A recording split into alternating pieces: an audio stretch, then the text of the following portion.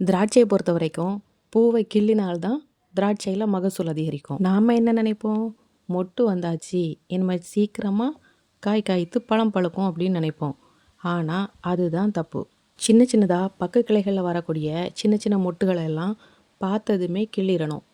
ஒரு பெரிய கிளையில் ஒரே ஒரு பூக்கொத்து தான் இருக்கணும். அப்படி பூத்தாதான் இதே போல் பெரிய திராட்சையாட்டு வரும். காய் காய்த்து பழம் பழுக்கிற ஸ்டேஜில் அது பக்கத்தில் இருக்கிற சின்ன சின்ன இலைகள் எல்லாம் கட் பண்ணி விடணும். திராட்சையை பொறுத்த வரைக்கும் பராமரிப்பு பணி ரொம்ப ரொம்ப முக்கியம்.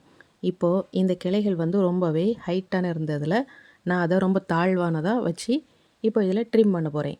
சின்ன சின்ன கிளைகளெல்லாம் கட் பண்ணுறதுக்கு நம்மளுக்கு கை கெட்டுற மாதிரி வசதியாக வச்சுக்கணும்.